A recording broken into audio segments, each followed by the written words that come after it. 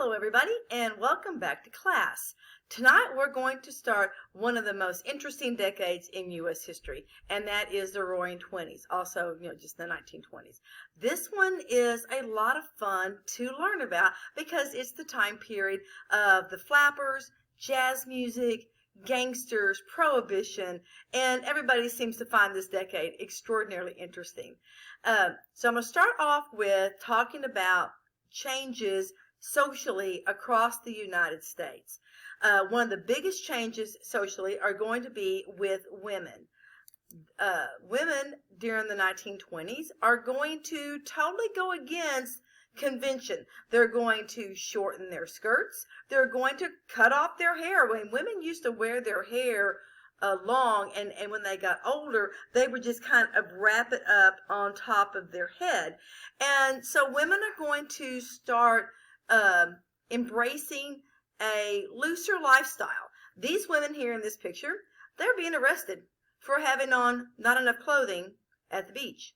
Now today, we wouldn't be caught dead in that much clothing on the beach, but they don't have enough clothes, and so they're being arrested for indecent exposure. Women are also going to move into the workforce more.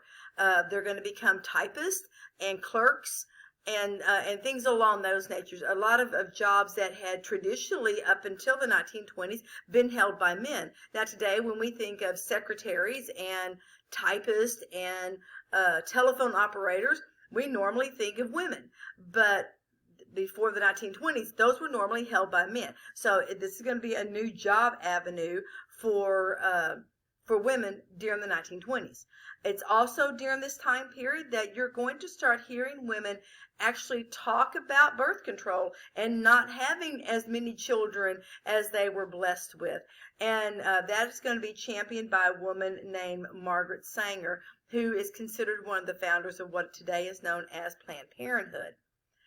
The best film example of this time period is a film called The Great Gatsby. And some of you may have seen the more recent production of that with Leonardo DiCaprio, but really the best production of this is the one that was filmed in 1974 with Robert Redford and Mia Farrow. And so I'm going to show you a small little clip from this movie. What you want to notice is the women and how they're dancing and how the clothes that they're wearing dance with them. And this is just going to be a really short clip.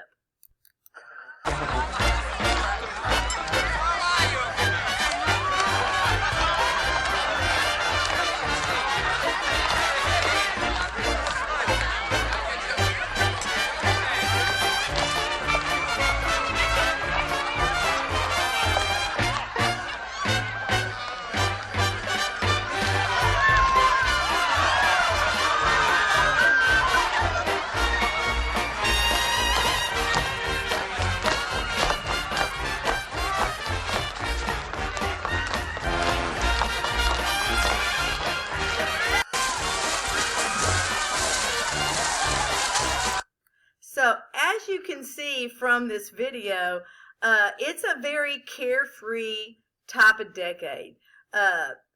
People are this is the decade after World War I, where everybody had seen their life passing before their eyes. And so they are going to live as if there was no tomorrow. Another area where change is going to happen during this time period is demographics. Now, demographics are the study of how people move from one place to the other, or why they go here instead of there. So like several years ago, I lived in a community that didn't have a lot of shopping, but I would go to other places around the Metroplex, and they would always ask me my phone number. This was back where you could tell if you were from Tarrant or Dallas County based off of the area code that you gave them. And they would ask for either your phone number or your zip code, and they were trying to see who was coming from what area to shop at their stores and to see if it was going to be viable for them to put a store closer to that other area. And so shopping will pop up all over this town that I lived in because of the demographics. Well, during the 1920s, some of the demographic changes are where people are going to move from the country to the city. So they're going from rural to urban. So because urban means city. And it's because there are more jobs available in the city and you can get paid better in the city. And so they're going to do that. It is also going to be the continuation of African Americans moving from the South to the North. So the Great Migration that started with World War I is going to continue into the 1920s. Now, this is going to cause gaps between country folk and city folk. I don't know if y'all have ever lived in a small town, but when you live in a small city, everybody knows what everybody else is doing. And so you are more on your best behavior because somebody is going to find out and tell somebody else how you are behaving. And so you tend to behave better and have better morals. When you get into a big city where you can have what they call anonymity, where people don't really know you, then you tend to be a little more loose, do things that you might not do when you're around somebody that might know you. And so that's going to change things in the cities. You also are going to have people being able to live in the suburbs. Now, suburbs are areas around the outside of the major cities. So in Dallas-Fort Worth, you have the major cities of Dallas and Fort Worth, but then you have the suburbs of DeSoto and Lancaster, Duncanville, Mansfield, Godley, all those different areas. Those are the suburbs. And because people now have automobiles, then it makes it easier for them to travel from, to their jobs. If we still had to walk to work and didn't have the availability of cars or mass transportation, then we would all still be living very close to where our jobs were. Now we can afford to live further away, and that's because of the automobile. And so that's going to cause people to change their lifestyles. As automobiles become more and more prevalent, then you're going to have, cars like this. Now, this is a very nice one. A lot of people had just your basic Model T. It was just a way to get around on wheels. But now you're also going to have mass transportation. Buses are going to take the place of horse-drawn or electric trolleys. And so that's going to be really cool.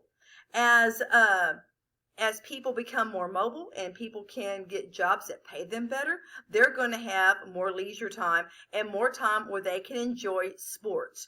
And so this, of course, is Babe Ruth, the famous slugger. This guy here is Jack Dempsey. He was a very, very famous boxer back in the day. And while most people don't know who this is Gertrude Ederle. She is the first woman to swim the English Channel. And that is like 23 miles that she swam. And that is not exactly calm water either. So these were some of the famous athletes during this time period. So interest in sports is going to go up. You also have got interest in African Americans that are going to increase. This is the time period of what becomes known as the Harlem Renaissance.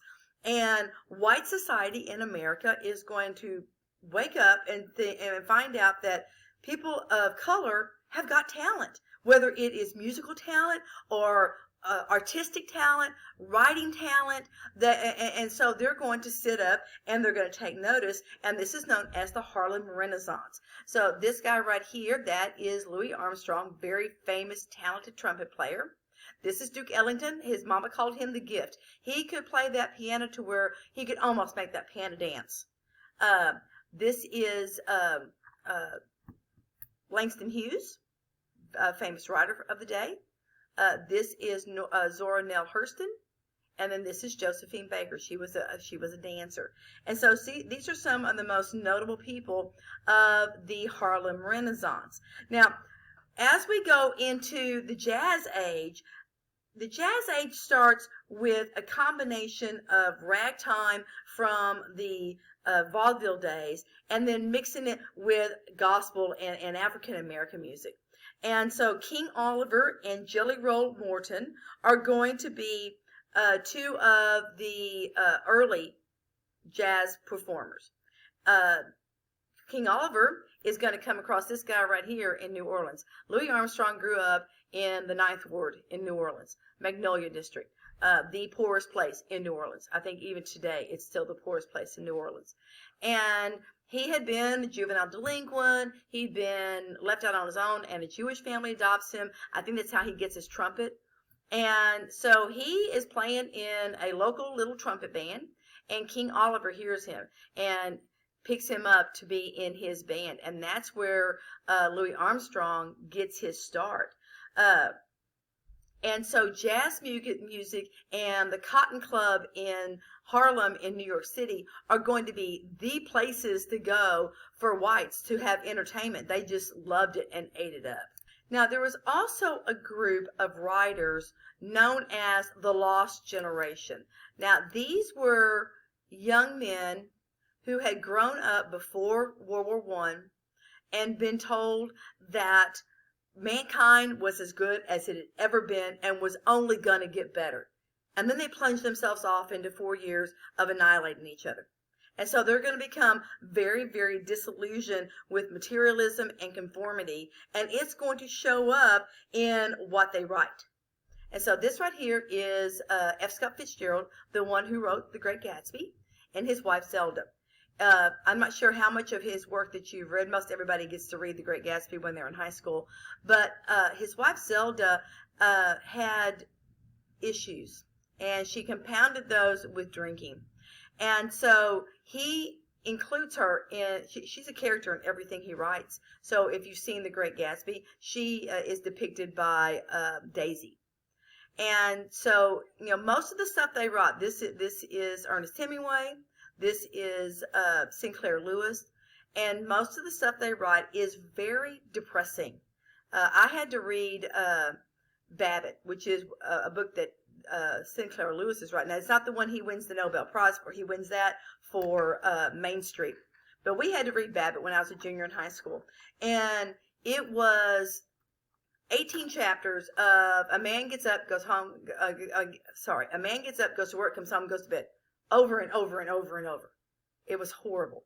We found out about the time we got to chapter 10 that the plot didn't start until chapter 19. So we all skipped the next chapters and jumped into chapter 19 to read the rest of the book. But they're just really depressing. And that is a reflection of their disillusionment with society around the world because of World War I. Now, there's also going to be an increase in what becomes known as mass media. Mass media is all different kinds of ways that news and information and entertainment get to the public. So it's not just newspapers and magazines like it had always been. Now you've got the radio. A guy named Marconi is going to figure out how to transmit radio waves across space, like across the Atlantic, and it's going to move into being the radio. Now, the important thing about the radio is that it is going to give us a national culture. So kids that live in Texas listen to the same genres of music that kids that live in New York do, or kids that live in California. And so it gives us this national culture. It also is the beginning of more instant information and stuff. And so radio is going to be a really big thing. Now, don't get me wrong, newspapers and magazines are still going to be around. But they're going to start including entertainment information and comic strips and stuff like that to make their readership increase. And make it more interesting so more and more people want to buy their newspapers and their magazines. And then movies are going to, by the 1920s, are going to be called talkies. Now, before the 1920s, they had movies, but there were silent films. And there's going to be some silent film actresses that will not make the transition into talkies because they have got very, very thick accents that don't sound good when being recorded. And so, some of the more famous actresses of the silent film era are going to kind of just fade away. The one you need to know, though, is this guy here, Al Jolson, is the star of this movie called The Jazz Singer. It's the first talkie movie, and they figure out how to get the sound by putting it in the sprockets that run next to the frames so that it matches up. I don't know about you guys, but I hate watching something where the sound is not in sync with the movement of the person's face. And it kind of drives me a little crazy. I can't watch it. And movie palaces are going to spring up all over the United States. So this right here is a movie palace. They are single theater establishments. So we don't get to things like the multiplex until the 1980s. When I was first going to the movies as a small kid, I grew up in Oak Cliff, so I went to the Wynwood Theater. It was a single movie theater, and for $2, I could get into the movies and get a drink and get popcorn. And so it was really inexpensive, and we could stay there and watch the feature more than one time. They wouldn't run us out. And so it was a great way for my mom to drop us off in the afternoon on a Saturday to get us out of her hair. Now, so mass media is going to be really, really big during this time. Now, the next one that I want to talk about is the advent of prohibition. Now, we know that in 1917, they're going to pass the 18th Amendment that's going to prohibit the sale, transportation, and manufacture of alcohol. But nothing is done about this until the 1920s when they passed the Volstead Act that actually is the enforcement piece for this amendment. Now, you'll notice that the 18th Amendment does not outlaw the drinking of alcohol, just the sale, manufacture, and transportation of it. So if you were really wealthy and you had like a wine cellar or a liquor cabinet that was well stocked, you could drink that all day long. And as long as you weren't selling it or transporting it or making any more of it, then you were fine. Well, this amendment and the Volstead Act are going to turn average Joe Q American patriotic citizens into criminals. And because they're still going to drink. Moonshine is going to be made, that's also known as bathtub gin. But you're also going to have the rise of these guys right here. These are gangsters. So that's Al Capone, that's John Dillinger, and then, of course, Bonnie and Clyde. You're also going to have springing up things called speakeasies. Speakeasies were clubs that were hidden in the back of legitimate establishments. So like you might have a dollar store, or you might have a dress shop, and you would just kind of walk through the store and go to the back, knock on a door like this, a little thing would slide open, you'd give them a password, and they would let you in. Those are speakeasies. Now, one of the things you need to remember about the rise of organized crime and gangsters, that's also going to cause the rise in federal power. They're going to establish the FBI, and they're going to go after these guys over here. Some successfully, some not. Now, these two here, Bonnie and Clyde, they're from the Dallas area. Clyde is buried over off of Fort Worth Avenue in Oak Cliff. Little bitty tiny graveyard over there. And last time I was over there, you couldn't get into it. They have it chained off. Bonnie is buried in a cemetery over in Fort Worth somewhere. But they're from the Dallas area. And I grew up hearing stories about them to the point where I thought they were part of our family. But come to find out later on, my grandmother worked at a beauty shop, and Bonnie would frequent that place. And so my grandmother would wash Bonnie's hair when she came in. And then Clyde would stop to get gas at my great-grandfather's gas station up in Oklahoma. And so that's where that connection comes from. Now, this guy right here, this is Al Capone, and he is known as Scarface because he gets hit on the side of his face with a broken beer bottle in a fight in New York City. And it leaves a really bad scar right over his face. Now, don't confuse him with Scarface, the movie that's got Al Pacino in it. Not the same guy. In that movie, the gangster is a Cuban. Al Capone was Italian. And he is going to rise to power in Chicago and become the gangster.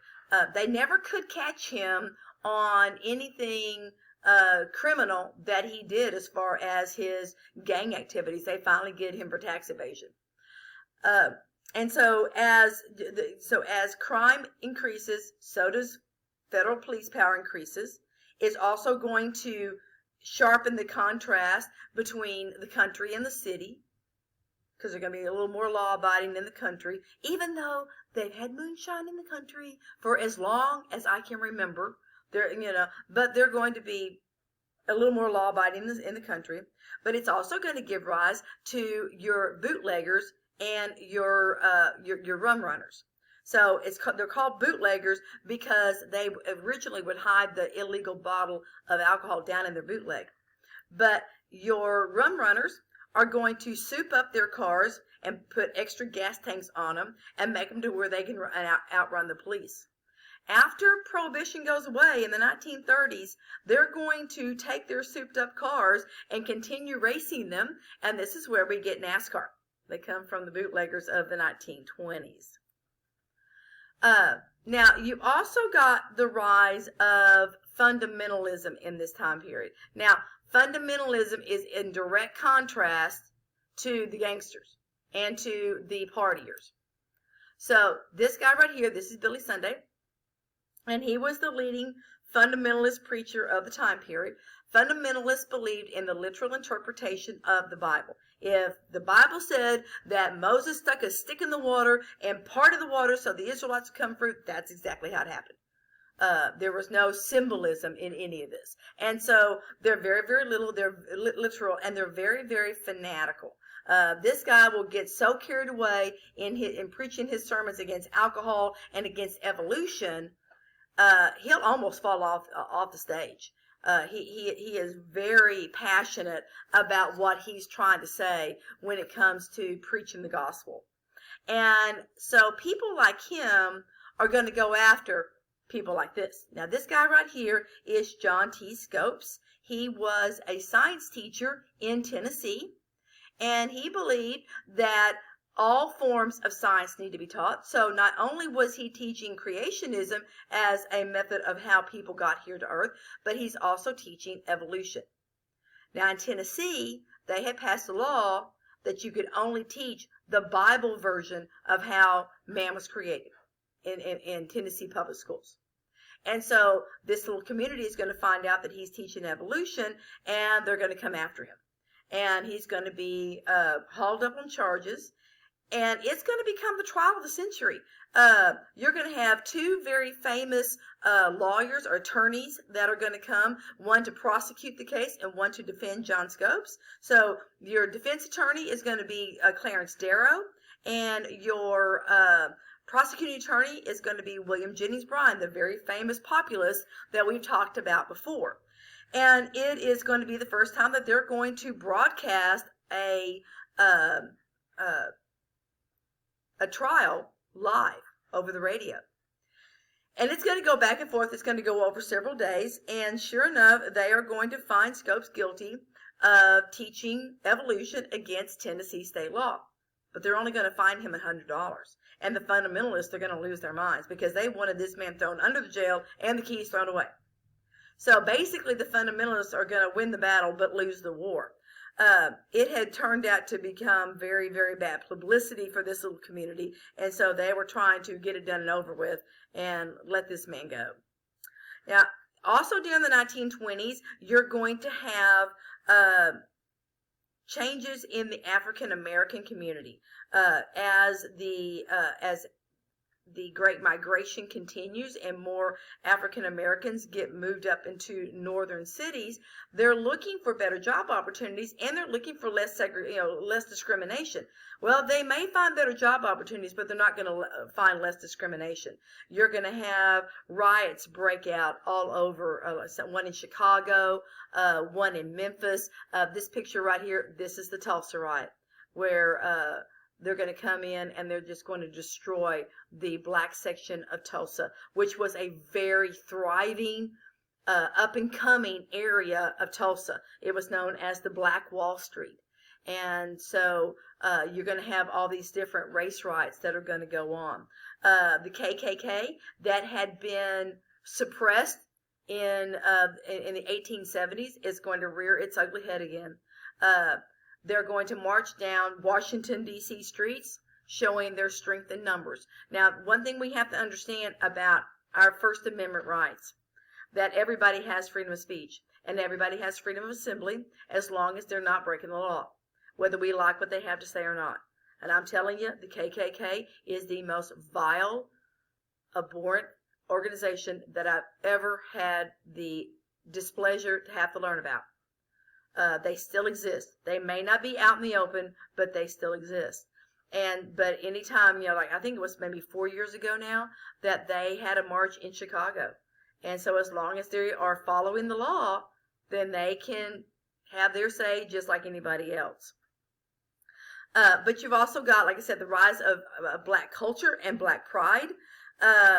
You've also got the NAACP that is gaining in strength, and now they are focusing not just on anti-lynching laws and voting rights, but they're also going to start that process of gaining better rights and better equality that's going to spark the 1950s and 60s civil rights movement. Now, this guy right here, this is Marcus Garvey.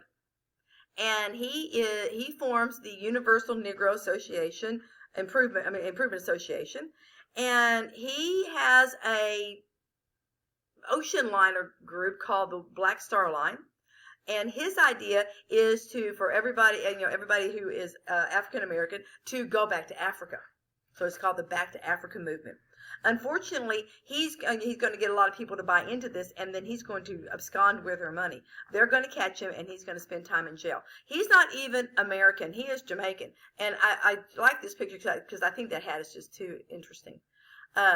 But even though Marcus Garvey's group doesn't turn out to be a viable group and a good group, it's going to lead to black pride and black nationalism, and this idea that if people of color across all different sectors, whether it is in America or in Caribbean or South America or Africa, if we can all come together, then we can improve for everyone.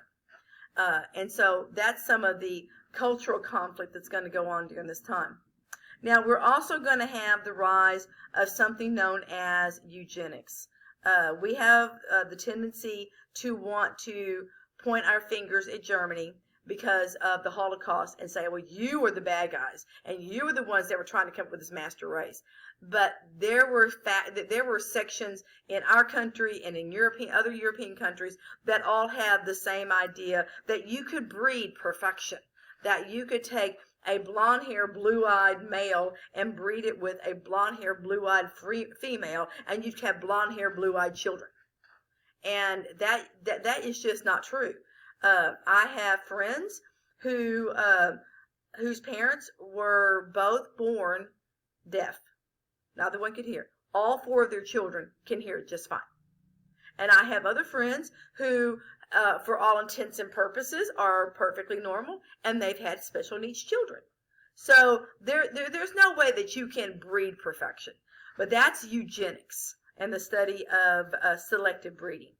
And the national ethos is the idea of who we are as a country and our character. And, what do we stand for? And this is what springs out of American exceptionalism. Now, America is exceptional. We are different than any other country on the earth.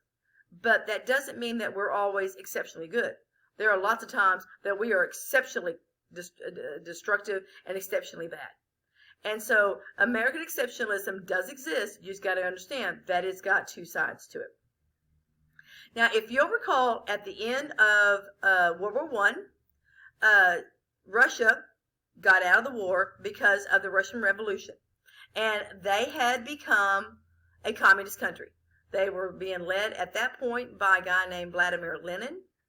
And in the 1920s, the late 1920s, a guy named Stalin, Joseph Stalin, is going to lead them.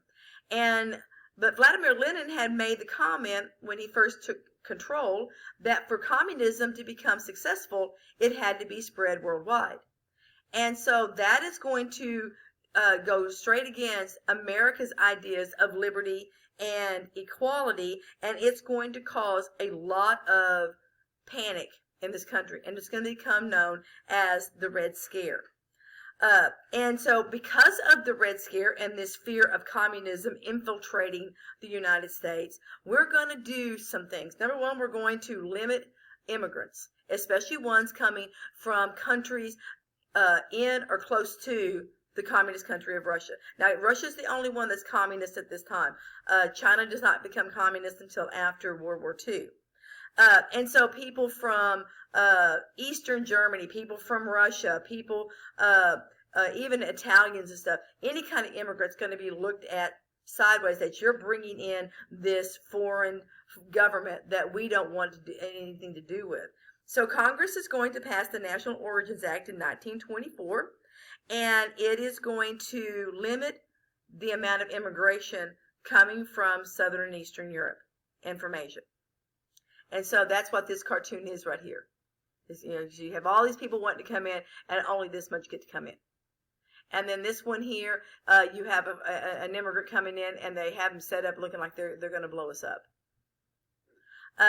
Now, so the rise of nativism and that belief that native-born Americans have more rights and privileges than new immigration coming in is going to rise up again. And xenophobia, the fear of foreigners. Okay. So during this time, you're going to have a robbery that's going to take place up in New York City.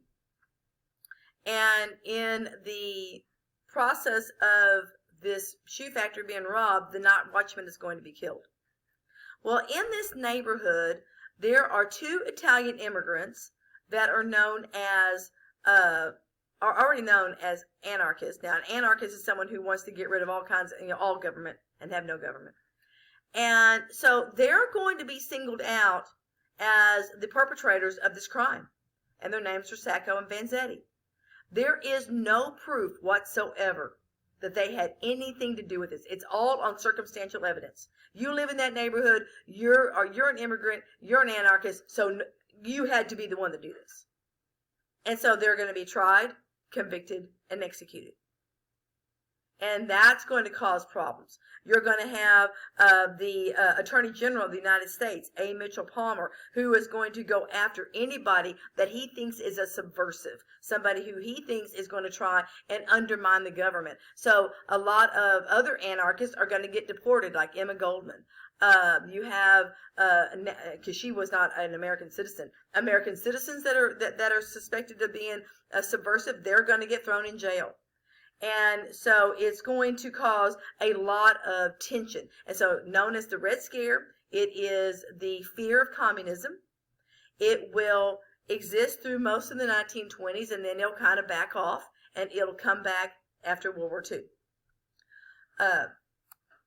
Now, I want to talk about the presidents during the 1920s. This is the Republican decade, so all the presidents in the 1920s were Republicans. This is Warren G. Harding, this is Calvin Coolidge, and this right here is Herbert Hoover. Now, Harding is going to campaign on a return to normalcy campaign slogan. He's the first president after we get out of World War I, and he wants to get everything to, kind of go back to, business as usual. He is definitely an isolationist. So after World War I, we are going to come back home, stick our head back in the sand, and try and stay out of the affairs of Europe. The only thing that we want to be involved in is trying to get people to put down their weapons. So that is the Five Powers Treaty. So it's a disarmament treaty. And then expand trade. Let's not fight with each other. Let's trade with each other. Let's make some money. During his presidency is when Congress is going to pass the Dawes and Young Plan to help Germany make their reparation payments. So Germany, remember from the Treaty of Versailles, has been fined $33 billion in reparation payments to fix the damages from World War I. We feel like that they were mistreated at Versailles. And so we're going to try and help them out. And so we're going to loan them money to make their reparation payments to Britain and France, so that Britain and France can make their loan payments, because they borrowed money from us to conduct the war, so they can pay their loan payments back to us. So it's a circle. And don't mix up the Dawes and Young Plan with the Dawes Severalty Act back in the late 1800s that dealt with, that had to do with Native Americans. Same guy, just two different policies. Now, during Harding's presidency, he was put in office by a group called the Ohio Gang. They were the ones who gathered up all of his support and helped him get elected. And so in return, he is going to put them on his cabinet. And they are going to get up to all kinds of evil shenanigans while they are in government. And so the biggest one is going to be called the Teapot Dome scandal. And it is where the government is allowing government land to be used for, and government oil reserves used for private purposes. And it's for a kickback, for money under the table. And let me make sure that you understand that kickback during this time period, in fact, all the way up until the 21st century, a kickback was money under the table that was illegally gotten. Today, a kickback is going to a party and kicking back. But anytime you're talking about in history a kickback, you're talking about money gained illegally as a return for some kind of illegal activity. And so as this scandal is starting to break, Harding is out on the West Coast, and I think he dies from a brain aneurysm or a heart attack. I can't remember which one, but he dies. And so he himself is not going to suffer the ill effects of the Teapot Dome scandal. Now, it's called the Teapot Dome scandal because that was the name of the oil reserve that was in the midst of all this scandal, was Teapot Dome. And it's also going to increase the public suspicion of government, especially in ties with business. And if you pay attention to the news, you know that we still have that same kind of suspicion today.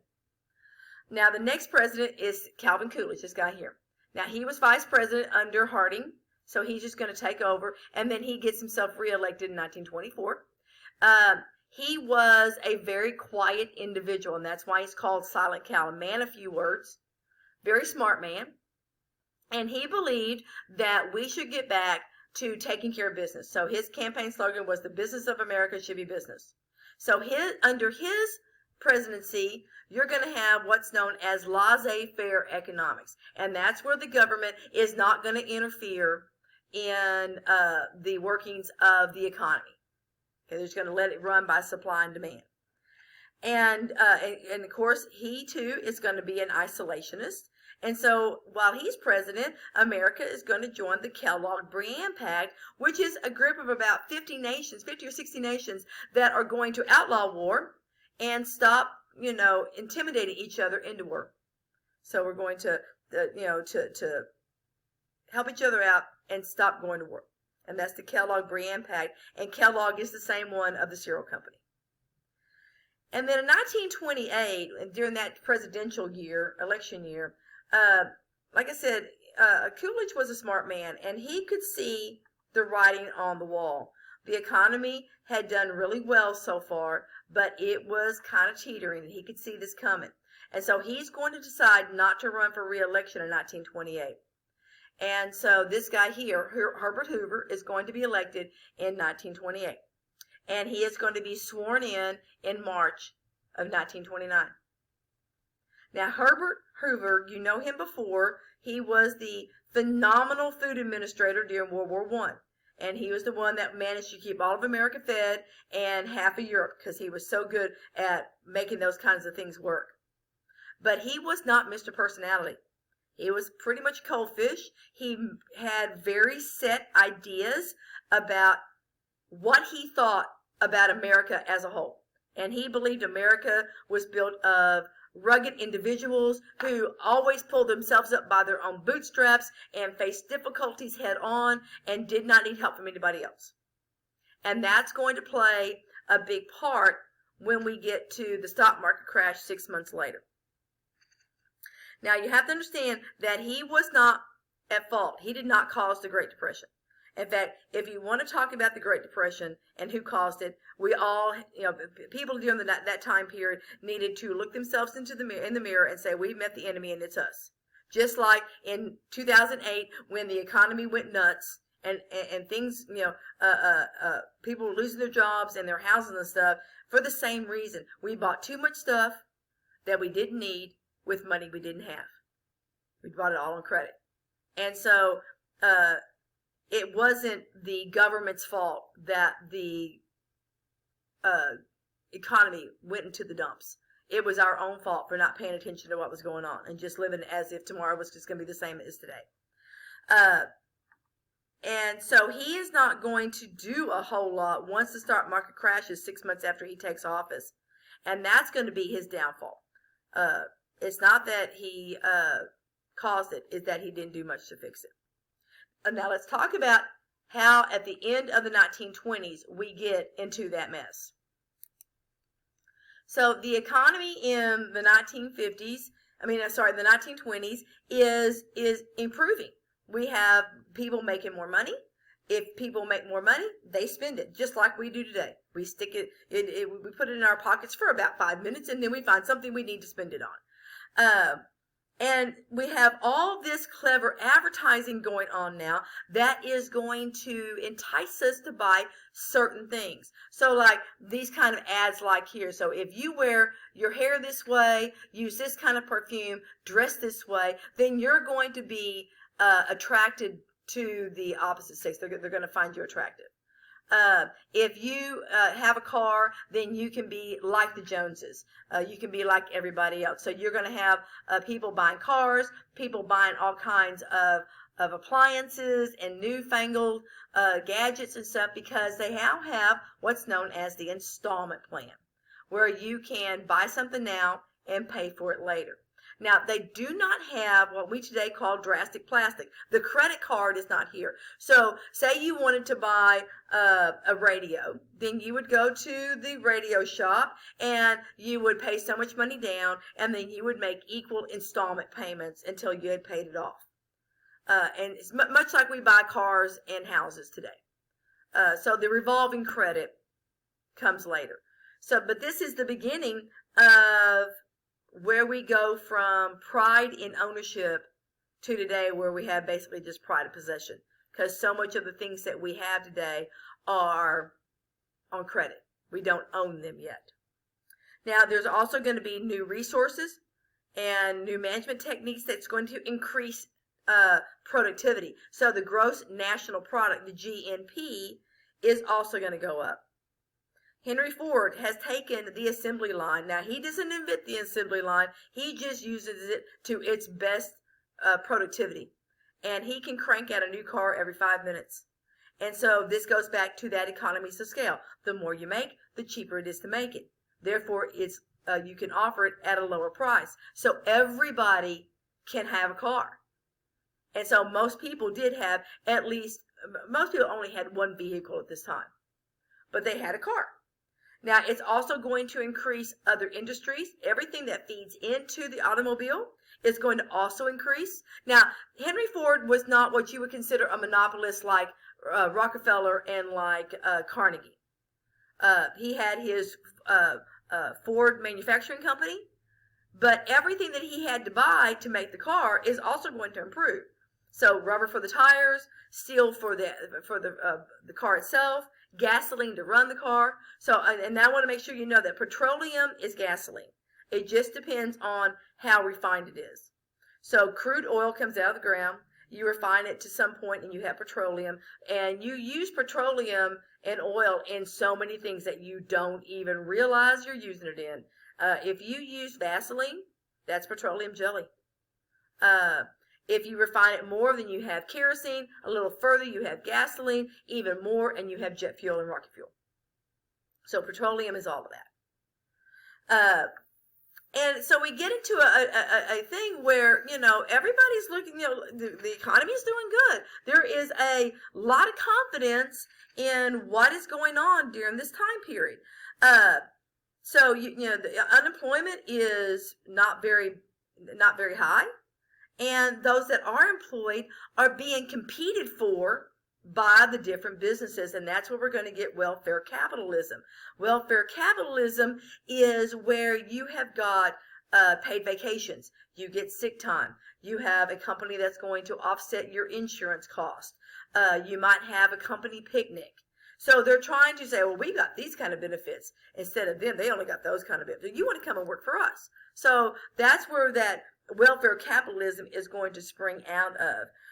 And then people are playing the stock market. Now, they're playing the stock market with borrowed money. That's called buying on margin.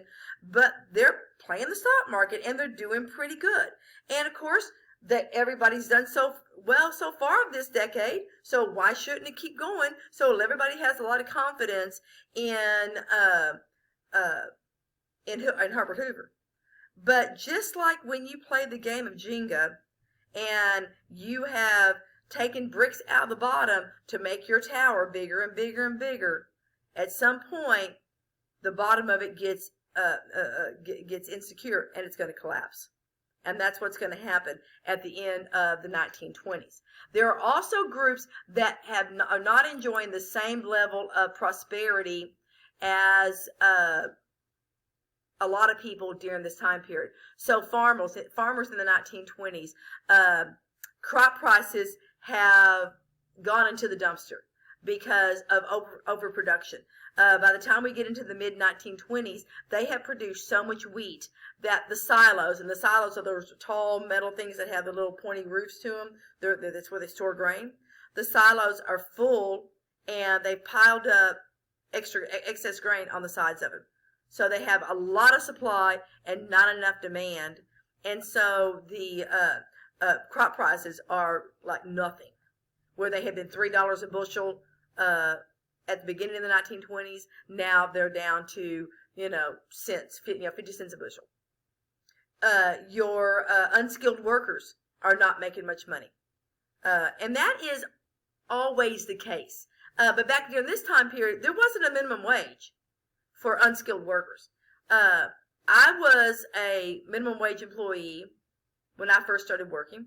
I didn't much care for how much money I was making, because back when I was a kid, the minimum wage was $2.50, and so it's not meant to be a livable wage. It's meant to encourage you to go get better skills and better training and get a better paying job. It's minimum wage is meant for entry level type of work. And so these unskilled workers, they're not making very much money at all. And then the railroads are struggling because they've been replaced by trucking. And people can go places by car. They don't have to take a train someplace. And goods can be shipped by trucks instead of by train. And so those are the areas that are being bypassed by the prosperity of the 1920s. Now, I'm going to leave here on this point. Next class, we are going to be talking about the Great Depression, because this period right here is going to dovetail right into it. And so until next time, y'all have a good one. Talk to you later. Bye.